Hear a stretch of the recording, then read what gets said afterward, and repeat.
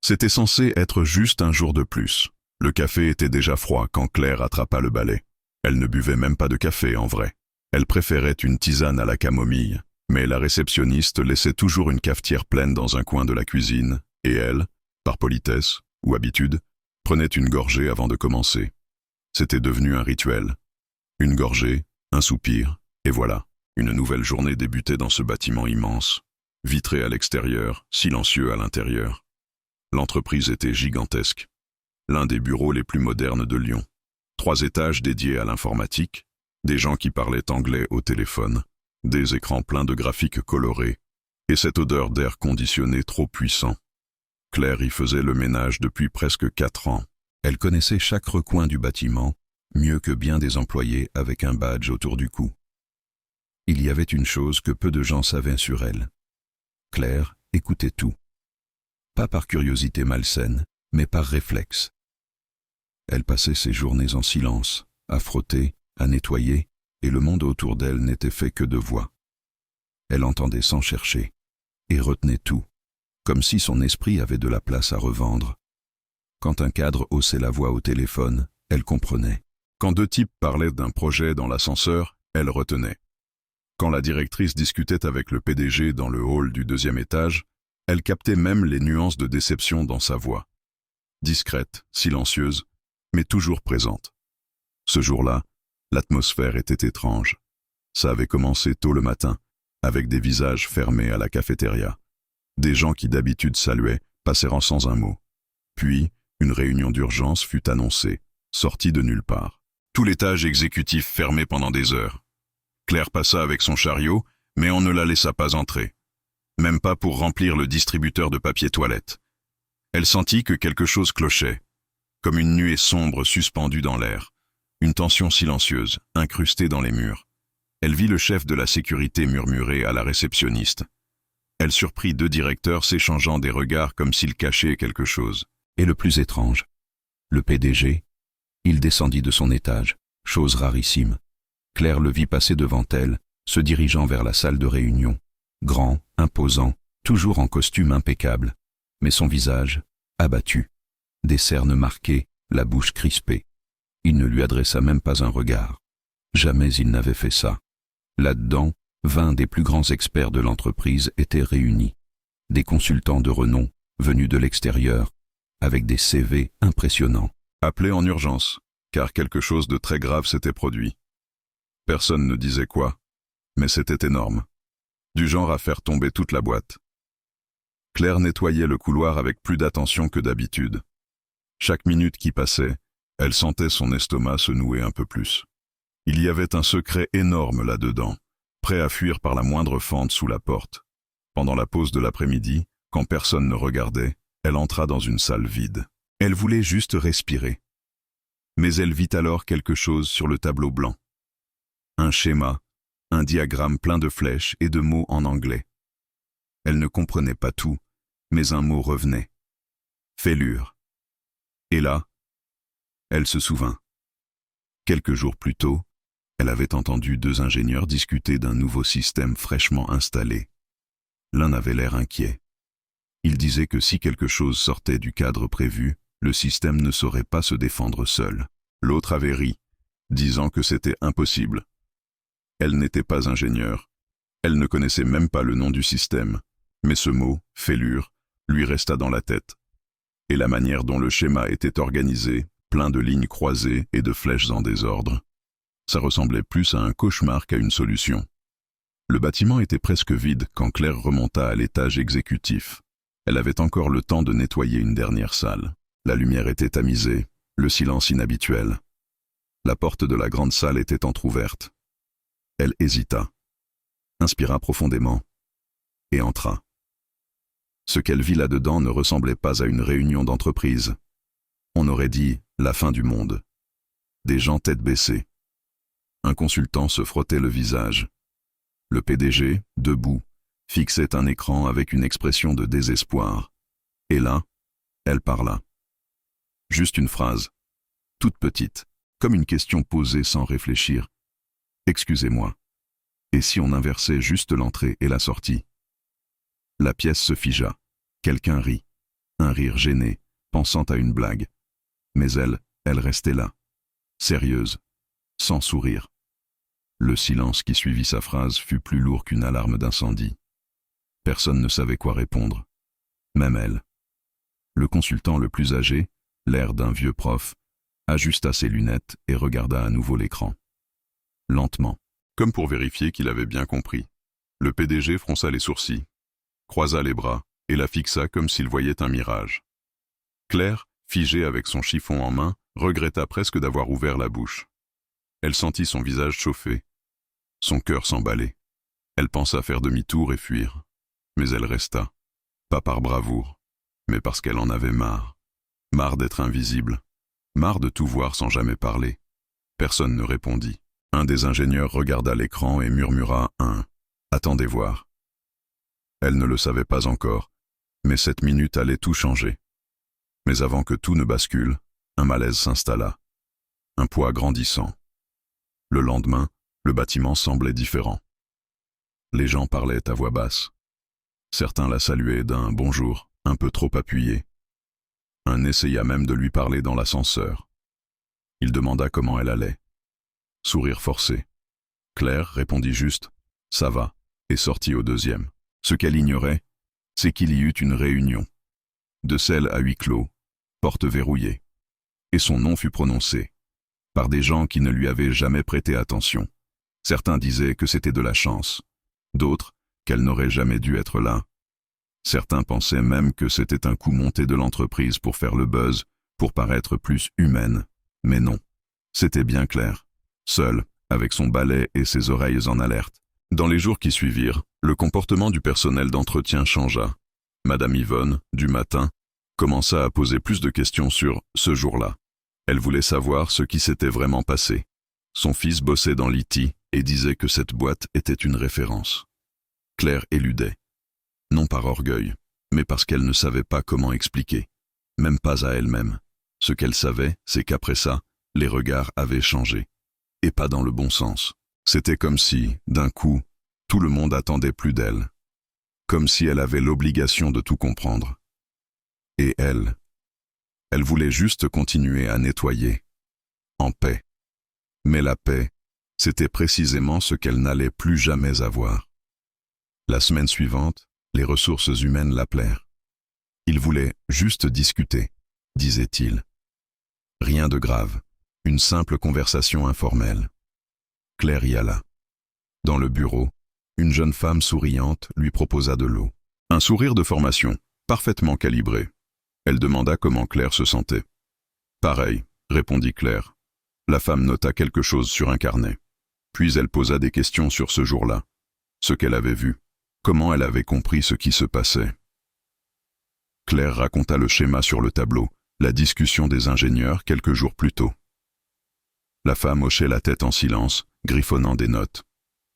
À la fin, elle dit que le PDG souhaitait lui parler. Pas tout de suite, mais bientôt. Claire sortit du bureau le cœur battant. En chemin, elle croisa deux employés en train de rire. L'un d'eux lança « Voilà la nouvelle chef de la tech ». L'autre lui donna une tape sur l'épaule, et les deux continuèrent à rire en s'éloignant. Ce jour-là, elle rentra plus tôt que d'habitude. Arrivée chez elle, elle resta longtemps sans dire un mot. Son appartement était petit, modeste, au deuxième étage d'un vieil immeuble. Les carreaux de la cuisine étaient usés, et la télévision du salon avait besoin d'un coup sur le côté pour fonctionner. Mais c'était son chez elle. C'était là qu'elle se sentait à nouveau une personne. Là, personne ne lui demandait si elle comprenait les systèmes informatiques. Là, elle était juste Claire. La Claire qui avait veillé sur sa mère jusqu'à la fin.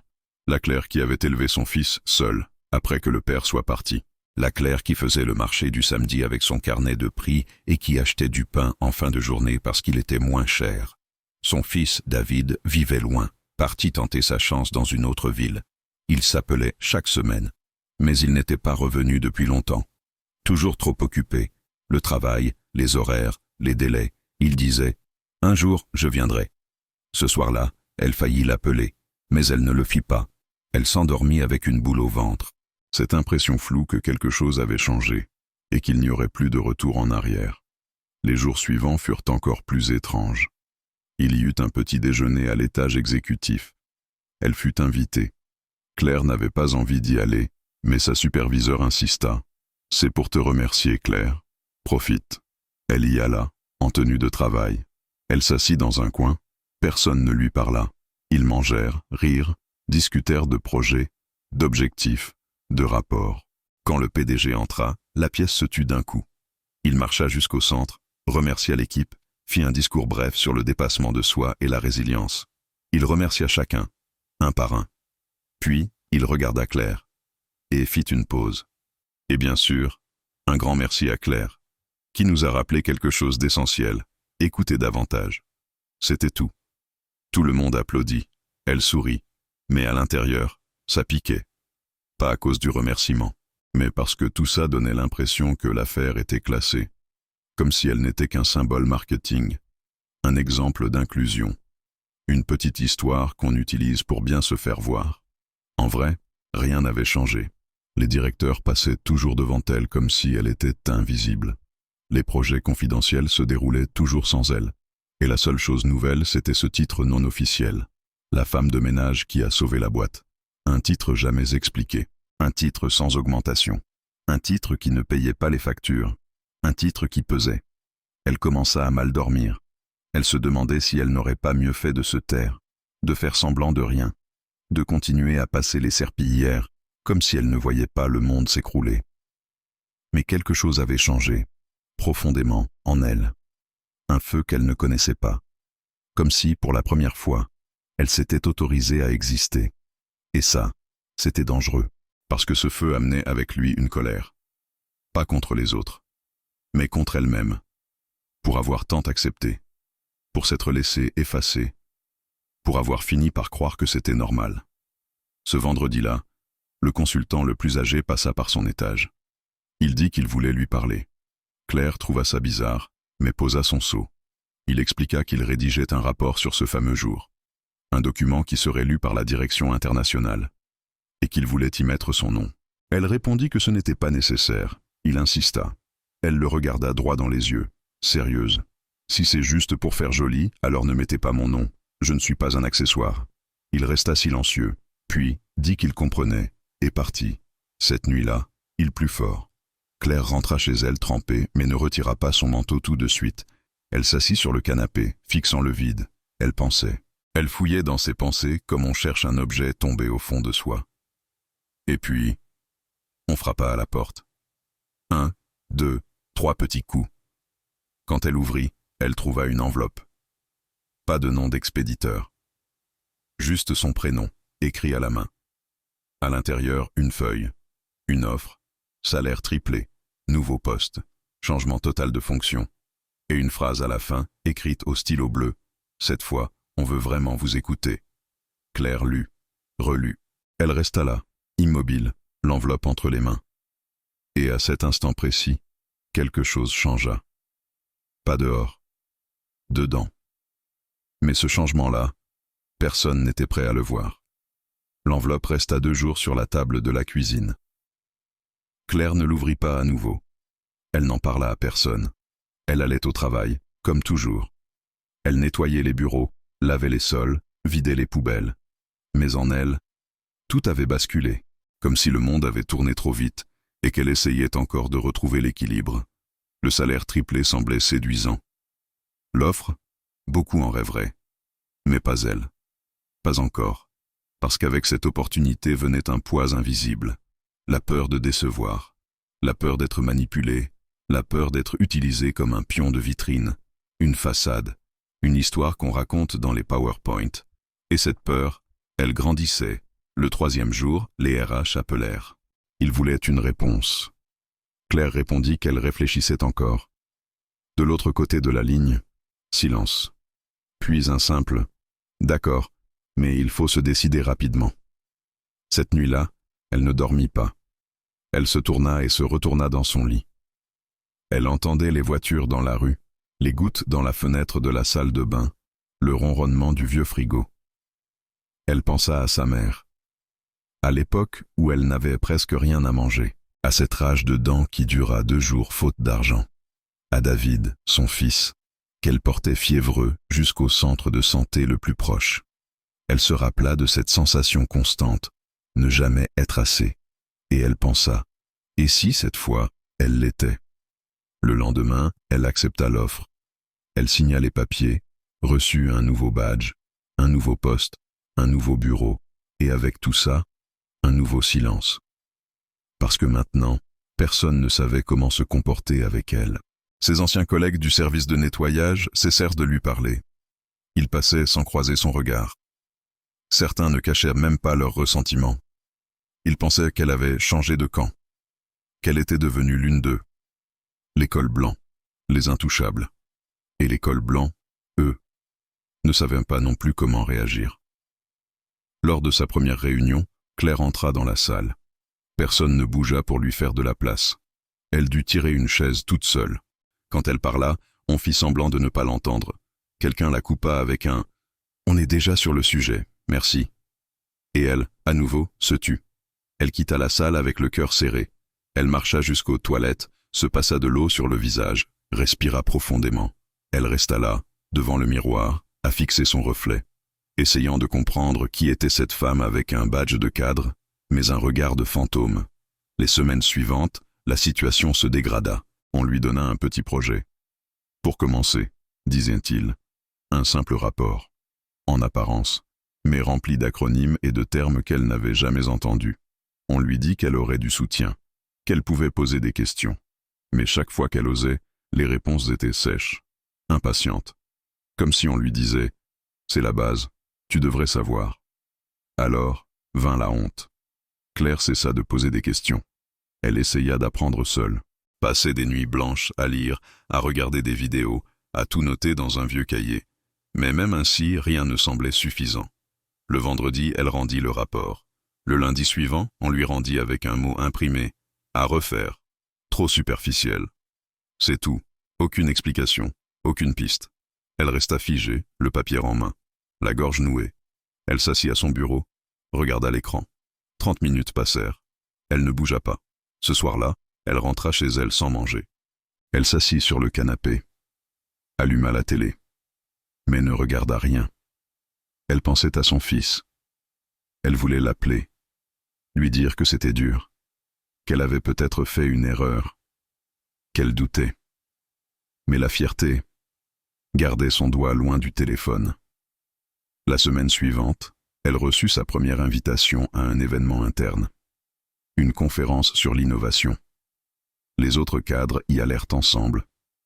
Claire s'assit au fond de la salle. Elle ne connaissait personne. Personne ne la connaissait. Et personne ne chercha à la connaître. Quand le conférencier demanda si quelqu'un avait une question, elle leva la main. Elle dit quelque chose de simple. Un commentaire sur le fait que parfois, les meilleures idées venaient de ceux qu'on n'écoutait jamais. Un court silence envahit la salle. Et quelqu'un, tout au fond, rit. Un rire fort, moqueur. Un rire qui la frappa comme un poing dans l'estomac. Elle partit plus tôt. Chez elle, elle pleura sous la douche. En silence, avec l'eau chaude pour cacher ce qu'aucune force ne pouvait retenir. Le lendemain, elle pensa à abandonner. Elle prit son badge, marcha jusqu'au bureau de sa superviseure. Elle resta devant la porte. Hésita. Son doigt serrait le plastique. Mais elle n'entra pas. Elle retourna à son bureau, ouvrit son ordinateur et continua. Pas par orgueil, pas par entêtement, mais parce qu'elle savait que si elle abandonnait maintenant, elle passerait le reste de sa vie à se demander ce qui se serait passé si elle avait tenu encore un peu, même contre tout, même seule, même si chaque jour ressemblait à une guerre. Elle continua, mais en elle, quelque chose se brisait. La lumière dans ses yeux s'éteignait. Sa voix devenait plus faible, son dos plus voûté, et son esprit de plus en plus épuisé. Un après-midi, elle resta 40 minutes devant l'ascenseur, incapable de se rappeler où elle allait. Une nuit, elle se réveilla en suffoquant, après avoir rêvé qu'elle se noyait dans un lieu sombre, sans issue, sans porte. Le poids de tout ça commençait à l'écraser. Et puis, le coup final. Mardi à 19h, elle reçut un email. Objet, Révision de la structure organisationnelle. Un texte froid, rempli de formules vagues, expliquant que son poste allait être relocalisé dans un autre service. Aucun avertissement, aucune discussion. Un nouveau poste, à un autre étage, avec un nouveau supérieur. Le nouveau bureau, sans fenêtre, sans équipe. Un vieil ordinateur et une pile de tâches absurdes. Ça ressemblait à une punition, comme si on voulait qu'elle abandonne. Et là, à cet instant précis, seule, face à l'email, avec la poitrine serrée comme jamais, elle comprit. Ce n'était pas seulement à propos d'elle, c'était à propos de ce qu'elle représentait. Et peut-être que ce qui allait venir n'allait pas être beau, ni silencieux. Le nouveau bureau sentait la poussière et la peinture écaillée. Les murs étaient jaunâtres, la chaise bancale.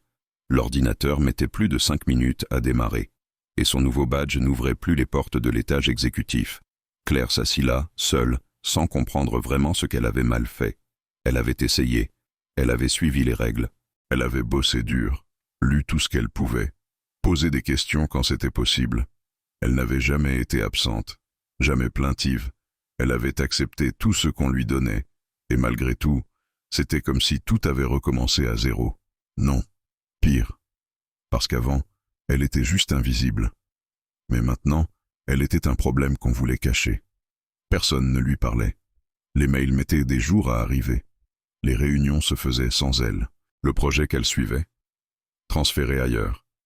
Son nouveau supérieur, un jeune homme qui ne croisait jamais son regard. Des ordres courts, toujours pressés. Jamais un merci. Claire avait commencé à compter les jours. Elle rayait les week-ends sur le calendrier, comme on compte les jours d'une peine de prison. Mais en elle, quelque chose bouillonnait. Ce n'était pas seulement de la colère, c'était l'épuisement d'avaler en silence, de faire semblant que ça ne faisait pas mal, de sourire pour préserver la paix. Le vendredi après-midi, elle tomba sur le rapport du fameux système, celui du début. Imprimé, oublié sur l'imprimante du couloir. Elle regarda autour d'elle. Personne. Elle prit le dossier, regarda le titre. Elle sut. Ce n'était pas un hasard.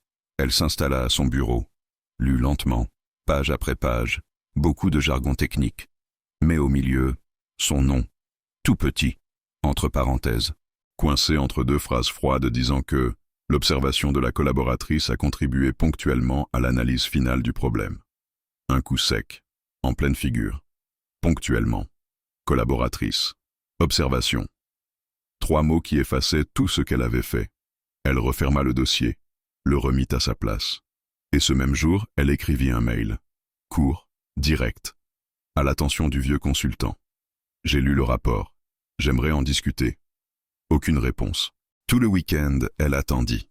Elle ouvrit sa messagerie 20 fois le dimanche. Rien. Le lundi, il passa près d'elle dans le couloir. Juste un signe de tête. Et il continua son chemin. Claire comprit. Elle était seule. Encore. Cette semaine-là, son fils appela. La première fois en plus d'1 mois. Elle décrocha aussitôt, la gorge serrée. David demanda comment elle allait. Elle répondit « Bien ». Il dit qu'il viendrait bientôt, que les choses avançaient. Mais sa voix sonnait loin, comme s'il appelait par devoir. Claire voulait tout lui dire, ouvrir son cœur, lui dire ce qu'elle vivait. Mais rien ne sortit. 5 minutes de conversation. Puis il dit qu'il devait y aller, et raccrocha. Elle resta là, fixant l'écran noir du téléphone, écoutant les bruits de la rue passer par la fenêtre, avec une envie immense de disparaître. Le lendemain, un nouvel enveloppe apparut sur son bureau. Sans nom, sans cachet, juste une feuille à l'intérieur.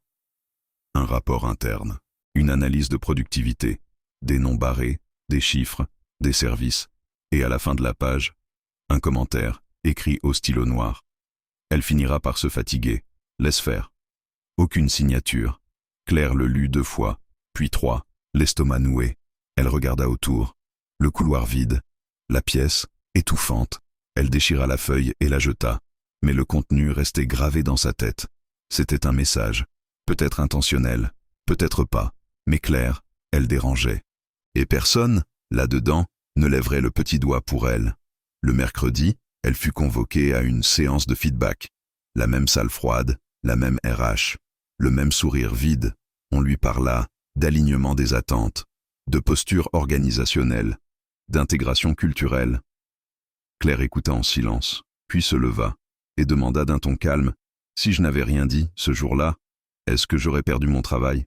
La femme resta muette quelques secondes, puis répondit, sans la regarder « Je ne sais pas, Claire, mais peut-être que ça aurait été plus simple. » Claire dit merci, sortit de la salle, et dans le couloir, elle s'arrêta. Elle inspira profondément. Le monde semblait tourner au ralenti. Les lumières étaient plus pâles, l'air plus lourd. Et dans ce silence, dans cet espace fragile entre ce qu'on accepte et ce qu'on endure, quelque chose en elle se brisa pour de bon. Parce que là, à cet instant, elle comprit. Elle n'avait plus rien à perdre. Le jeudi matin, Claire arriva plus tôt que d'habitude. Le ciel était encore noir, les couloirs vides. Le bruit de ses pas résonnait sur le sol froid. Elle ouvrit la porte de son nouveau bureau tout doucement, comme si elle ne voulait pas réveiller ceux qui étaient déjà morts. Elle s'assit, alluma l'ordinateur. Pendant que la machine prenait vie, elle prit une feuille blanche et commença à écrire. Ce n'était ni une lettre, ni une plainte. Plutôt une tentative de mettre de l'ordre dans le chaos. Donner un nom à ce qu'elle ressentait. Elle écrivit des mots isolés, peur, injustice, silence, honte, fatigue, résistance. Elle les regarda, comme on regarde un miroir. Puis elle froissa la feuille, la glissa dans sa poche et inspira profondément. Ce même jour, son nouveau supérieur passa devant la porte. Un coup d'œil rapide. Il demanda si elle s'occupait bien de la liste. Claire répondit oui. Il hocha la tête et partit, déjà le nez dans son téléphone. La liste ne servait à rien. Des tâches jetées là, sans but. Personne ne vérifierait jamais. Une diversion. Rien de plus. Mais Claire les fit toutes. Avec lenteur, avec soin. Comme quelqu'un qui étudie le terrain avant de décider par où s'échapper. À l'heure du déjeuner, elle sortit. S'installa sur un banc de béton, face à la place devant l'immeuble. Le soleil était timide, l'air froid. Des gens passaient dans tous les sens. Et là, au milieu de tout, elle se sentit vide. Pas d'émotion. Vide de sol. Elle sortit son téléphone, chercha le numéro de son fils. Son doigt resta suspendu au-dessus de l'écran. Elle voulait juste entendre sa voix. Rien de plus. Mais elle savait que si elle appelait, elle finirait par dire ce qu'elle ne voulait pas. Elle rangea le téléphone. Sur le chemin du retour, elle croisa une juriste. D'habitude, elle disait « bonjour » avec un sourire poli. Mais cette fois, elle passa sans un mot, rapide, fuyante. Comme si la présence de Claire était gênante. De retour dans son bureau, un billet l'attendait sur la table. Aucun nom, aucune signature. « Votre comportement est surveillé. » Claire s'assit, regarda le papier longtemps. Puis le plia, le glissa avec l'autre billet, celui du rapport de productivité, dans son sac. Elle allait tous les garder, un par un, pas pour se venger, mais pour ne pas oublier.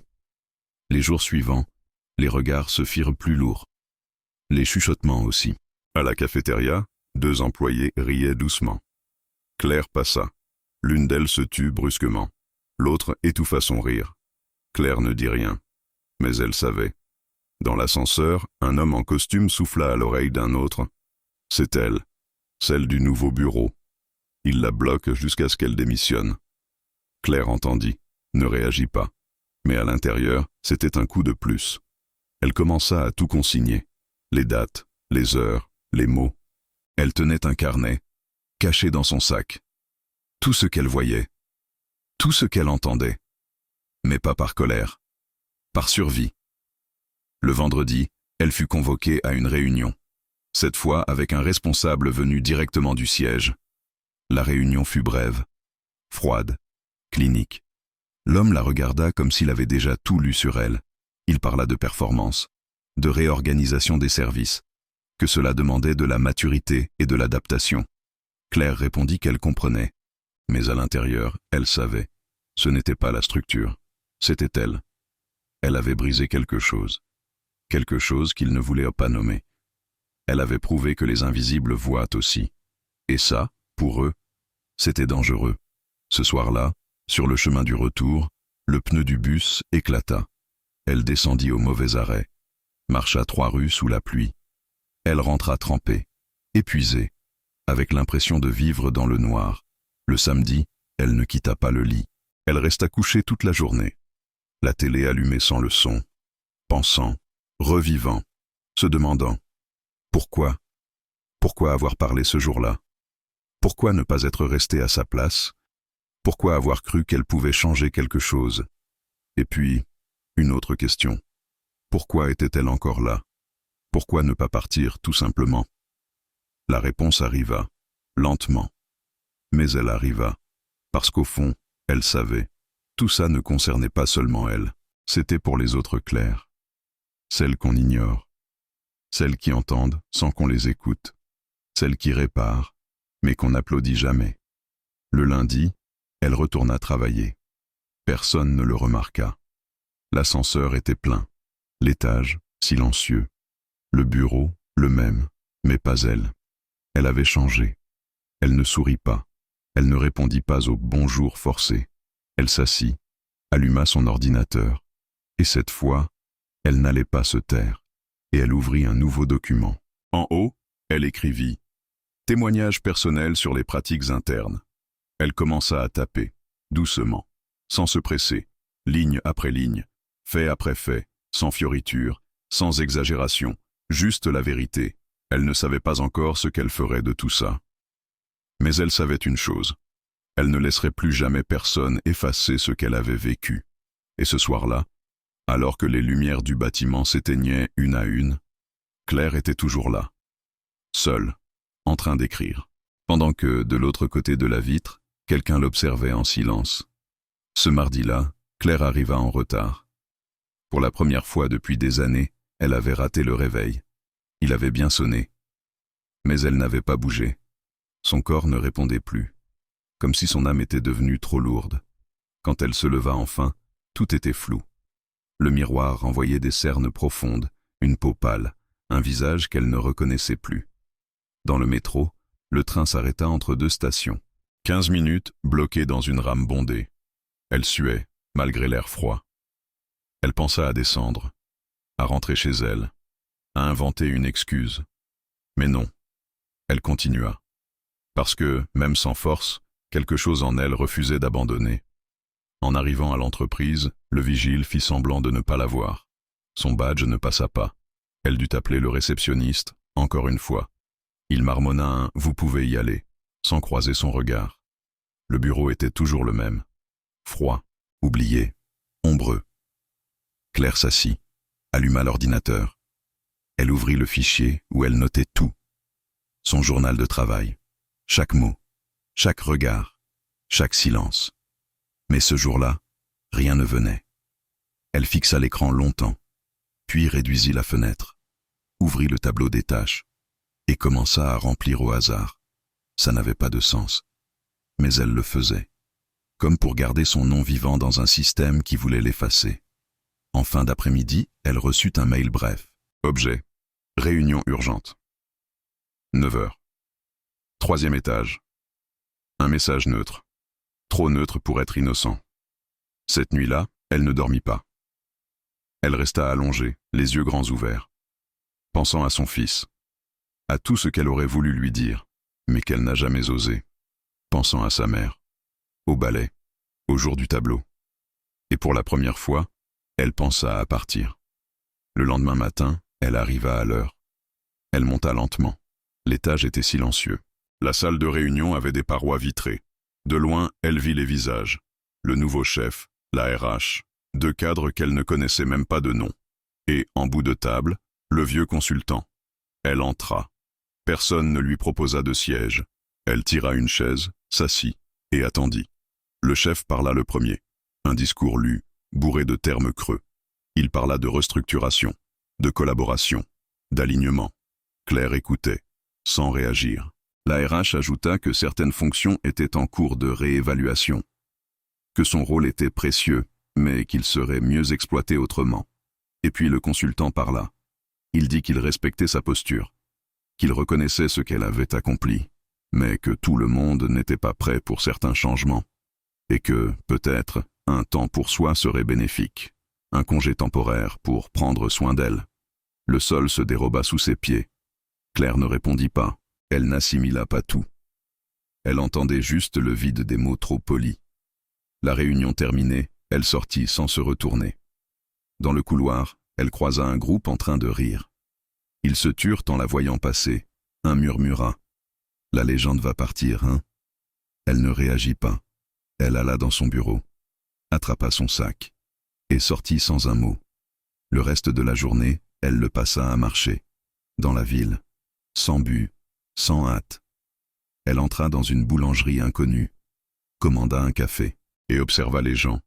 Un père jouant avec sa fille, un couple se disputant doucement, un livreur épuisé, sac sur le dos. Et là, elle se rappela que le monde était plus grand que ce bâtiment. Mais ça n'effaçait pas la douleur. Le lendemain, elle ne vint pas, elle n'appela pas, elle n'envoya rien. Elle resta chez elle, assise, des heures. Elle se demanda, est-ce que c'est la fin?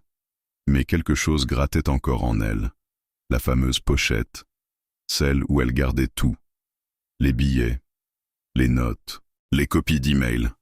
Elle alla la chercher, l'ouvrit, relut chaque mot, chaque ligne.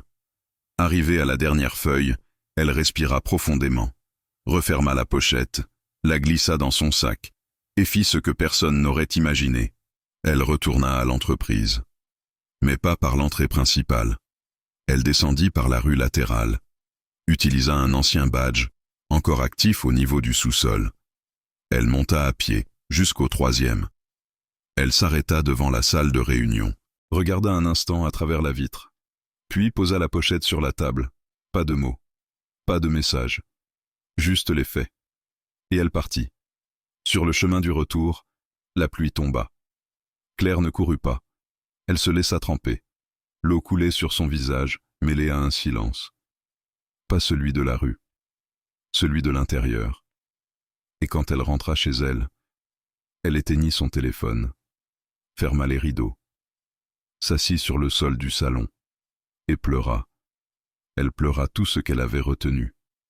La fatigue, la colère, la solitude, l'injustice. Mais au milieu des larmes, quelque chose d'autre naquit. Un sentiment qu'elle ne savait pas nommer, mais qui ressemblait à un début, lent, silencieux, et bien plus grand que tout ce que quiconque aurait pu imaginer. Dans l'entreprise, alors que les lumières s'éteignaient, quelqu'un trouva le dossier, et resta longtemps à le lire, sans rien dire. La salle était vide quand l'agent d'entretien entra. Il faisait encore nuit dehors. Claire marchait lentement, les yeux cernés. Depuis qu'elle avait laissé le dossier sur la table de réunion, aucune nouvelle, aucun mail, aucun appel. Le silence était devenu la réponse. Elle passa les jours suivants chez elle, parfois assise sur le canapé, parfois debout à la fenêtre, sans vraiment voir. Le temps passait, mais en elle, tout restait figé, comme si quelque chose s'était brisé, sans que personne n'ose le dire à voix haute. Mais ce matin-là, elle se leva, elle enfila les mêmes habits, attrapa son sac, et partit. Personne ne la remarqua en entrant. Pas un bonjour.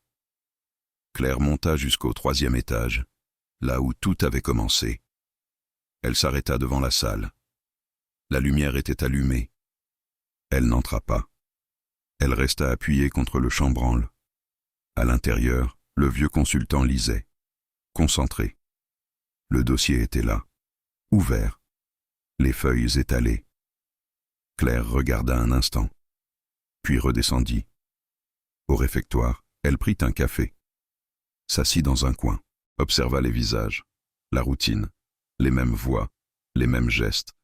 Tout ça lui paraissait maintenant lointain, comme si elle était devenue une pièce hors du plateau. Vers midi, sa superviseure appela, direction RH, même salle, même sourire figé. La conversation fut brève. On lui dit qu'un processus de départ allait être lancé, que ce n'était rien de personnel, qu'il s'agissait d'un plan de réduction plus global, et qu'il regrettait sincèrement. Claire ne dit rien. Elle signa. Elle prit l'enveloppe. Elle quittait l'entreprise avec presque rien. Pas de reconnaissance officielle. Pas de lettre de recommandation. Juste un silence administratif et une sensation de chute libre. Elle sortit avec des pas légers. Pas de soulagement. Juste l'insensibilité de quelqu'un trop blessé pour encore ressentir. Sur le chemin du retour, elle passa devant l'arrêt de bus où elle attendait les premières années. Elle s'arrêta. Regarda les voitures. Le soleil couchant. Les bruits de la ville. Et là, sur le banc de béton, elle ouvrit l'enveloppe.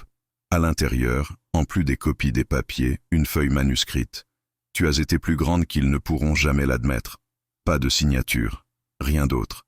Claire plia le papier, le rangea dans sa poche. Rentrée chez elle, elle s'enferma dans sa chambre. Elle ne parla à personne, ni à son fils, ni à la voisine qui demandait toujours des nouvelles.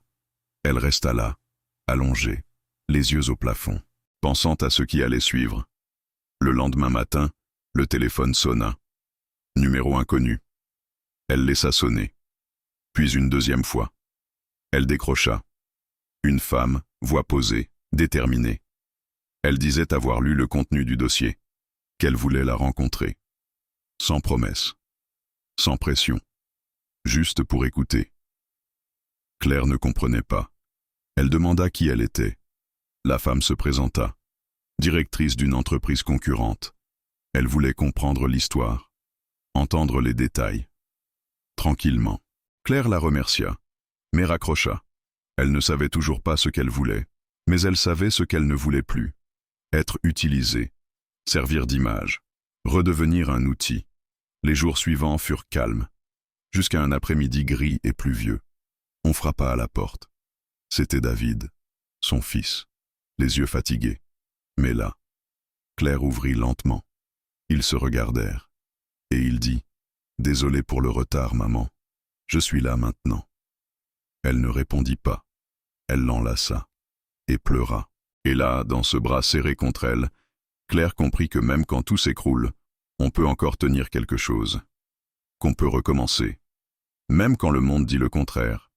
Mais ce recommencement n'était pas encore pour ce soir. Parce que cette nuit-là, tandis que David dormait sur le canapé, le téléphone sonna à nouveau. C'était le consultant. Voix basse, pressée. « Claire, le dossier a disparu. Et maintenant ils disent que tu as tout inventé, qu'il n'y a aucune preuve, et qu'une enquête est ouverte contre toi. On t'accuse d'avoir accédé à des documents confidentiels. » Elle s'assit, serra le téléphone entre ses mains. Silence au bout du fil. Et puis, une seule phrase, murmurée par lui. « Fais attention, ce n'est pas fini. » Puis il raccrocha. Claire resta là, le téléphone posé sur ses genoux, le regard dans le vide. Parce qu'à cet instant, elle comprit que ce qui avait commencé par une phrase simple était devenu une guerre, et que le pire était encore à venir. Ce mercredi matin, Claire ne réussit pas à sortir du lit. La lumière filtrait à peine à travers les rideaux. Mais son corps était lourd, comme si le monde entier l'avait cloué au matelas. Les bruits des voisins, l'odeur du café de la boulangerie, tout semblait lointain, inatteignable. David était déjà parti. Il avait laissé un mot sur la table. « Je reviens ce soir. Prends soin de toi. Je t'aime. » Elle resta immobile. Des heures. Le téléphone sonna plusieurs fois. Des messages arrivèrent. Elle fixait l'écran, incapable de répondre. La tête pleine, le cœur serré, l'air coupé. En fin d'après-midi, elle se leva, se lava, s'habilla, noua ses cheveux. Dans le miroir, elle semblait une autre. Mais à l'intérieur, elle n'était que débris. Elle sortit de chez elle, sans destination. Elle marchait, rue après rue, comme si elle fuyait quelque chose sans nom. En passant devant l'entreprise, elle s'arrêta. Les lumières étaient allumées. Les vitres brillaient. Et là, debout sur le trottoir, elle se rappela. Le café froid, la salle close, et cette phrase qui avait tout déclenché. Elle se demanda comment une phrase aussi simple a pu devenir ça. La poitrine la serrait. Elle aurait voulu entrer et hurler. Mais non. Elle inspira et reprit sa marche. Plus tard, de retour chez elle, une notification apparut. Message anonyme. Aucune explication. Juste une phrase. Ce soir, aux infos locales. Claire sentit son cœur s'emballer. Elle alluma la télé, mit la chaîne locale, et attendit. À 19h45, le reportage débuta. Une entreprise technologique accusée d'avoir falsifié des documents internes pour dissimuler des défaillances majeures. L'écran montrait le bâtiment, la façade, des visages floutés, et au centre de l'enquête, un rapport, une dénonciation anonyme, un dossier contenant des preuves de sabotage et d'omission. Claire blêmit. C'était le dossier, mais pas utilisé pour elle, contre elle. À l'écran, une source anonyme affirmait « Une ancienne employée mécontente aurait fabriqué de faux documents pour se venger. » Claire resta figée, les mains tremblaient, l'estomac en vrac. Elle ralluma son téléphone. Des dizaines de messages, des inconnus, des anciens amis, des voisins, des captures d'écran, des jugements. Même Madame Yvonne laissa un message vocal. « Claire, c'est quoi ça? Ce qu'ils disent à la télé ?» Claire ne répondit pas. Elle n'en était pas capable. Elle alla à l'évier, s'aspergea le visage. Le monde venait d'exploser en elle. David arriva peu après. Il entra vite, le visage inquiet. « Maman, j'ai vu. » Elle le regarda, les yeux pleins d'eau, la bouche tremblante, les mots coincés. Il s'assit à ses côtés, lui prit la main. « Tu m'avais parlé du dossier. Ils disent que c'est un faux. C'est toi qui l'as donné à quelqu'un ?» Claire secoua la tête. « Alors pourquoi tu ne dis rien ?» Elle essaya de parler, mais le chagrin sortit en premier, fort, brutal, depuis les tripes. David l'enlaça. Ils restèrent là, en silence. Un silence qui disait tout. Le lendemain matin, Claire reçut un mail. Objet. Convocation officielle pour éclaircissement. Signature. Direction juridique. La réunion était dans 2 jours. 2 jours qui semblèrent une éternité. Pendant ce temps, Claire ne sortit presque pas. Le téléphone n'arrêtait pas de vibrer. Infos, commentaires, suppositions. Certains la disaient courageuse, d'autres, folle. Une vieille vidéo d'elle à la cafétéria devint virale. On l'appelait la femme de ménage devenue hackeuse. Un non-sens total. Le 2e jour, elle décida de répondre. Elle ouvrit sa boîte mail et confirma sa présence. Le matin de la réunion, Claire se leva tôt, se lava, mit des vêtements simples, attrapa son sac et sortit. Le bâtiment semblait plus grand, plus froid, plus lointain. Son ancien badge fonctionna. Contre toute attente. Au 3e étage, on la conduisit dans une pièce close. 3 personnes l'attendaient. Un avocat de l'entreprise, une responsable RH et le consultant. Il ne la regarda pas dans les yeux. La réunion commença. Un ton calme, mais le genre de calme qui blessait. On parla de documents sensibles, d'avocats externes, de la nécessité d'enquêter sur sa responsabilité dans la fuite. Elle écoutait. Elle ne comprenait pas tout, mais elle comprenait le ton, l'accusation déguisée en question. Quand on lui demanda si elle avait laissé le dossier intentionnellement, elle répondit « Oui ». Un échange de regards, des stylos qui grattent. Mais je ne l'ai donné à personne. Je ne pouvais plus porter ça. Je l'ai laissé là, en espérant que quelqu'un fasse enfin ce qui est juste. L'avocat prenait des notes. La RH hochait la tête. Le consultant, toujours sans un mot. À la fin, on lui remit un document. On lui annonça qu'elle était suspendue de tout contact avec l'entreprise. Une enquête interne était en cours. Et selon les conclusions, elle pourrait être poursuivie. Claire sortit, sonnait. Dans l'ascenseur, elle vit son reflet, et ne se reconnut pas. Chez elle, David l'attendait. Elle lui raconta, sans filtre. Il resta silencieux, puis dit « Maman, tu ne mérites pas ça. » Elle répondit « Mais je le vis. » Cette nuit-là, elle ne dormit pas. Elle revécut tout, du café froid jusqu'au dossier, et comprit enfin, ce monde-là n'avait jamais été une question de bien ou de mal. C'était une question de pouvoir, de qui peut parler, et qui a le droit d'être entendu. Et elle avait brisé ce schéma. Maintenant, il voulait la briser. Le lendemain, appel anonyme. Voix féminine. Calme, presque triste. Tu n'aurais pas dû les provoquer. Claire raccrocha, regarda le vide, longtemps. Puis, elle se leva, attrapa son carnet, et écrivit une seule phrase, où je raconte cette histoire, où ils la raconteront pour moi. Et là, seule, dans cette petite pièce, elle prit une décision. Elle ne laisserait plus personne parler à sa place. Elle allait parler. Mais à sa manière. Debout. À 21h, une notification arriva. Objet, citation officielle, procédure judiciaire en cours. Elle lut chaque ligne et sentit le sol disparaître. C'était réel. Elle était poursuivie pour diffamation, violation de confiance, divulgation de documents confidentiels. Seule, mais pour la première fois, sans peur, parce qu'elle savait qui elle était et ce qu'elle valait, même si le monde ne le savait pas. Pas encore. Ce matin-là, Claire se leva tôt. Pour la première fois depuis des semaines, elle en avait envie. Le soleil filtrait doucement dans l'appartement. David dormait encore sur le canapé. Elle passa près de lui, le couvrit, et alla dans la cuisine. Elle fit le café comme sa mère le faisait, fort, sucré. Assise, la tasse chaude entre les mains, elle regardait la rue. Dehors, le monde tournait. Dedans, tout était plus calme. Les derniers mois avaient été un ouragan. Elle portait encore la fatigue dans les os. Mais cette fatigue était mêlée à une certitude. Elle n'était plus la même. L'entreprise poursuivit le procès. Claire répondit. Avec preuves, témoins, documents. Ce fut dur, parfois insupportable, mais elle tint bon. À l'audience, elle fit face, au visage qu'il avait ignoré, effacé, blessé. Elle parla, sans crier, sans plier, calme, claire. Le juge rejeta le dossier. Aucune preuve suffisante, aucune faute retenue. Mais pour Claire, c'était bien plus qu'un soulagement juridique. C'était une libération.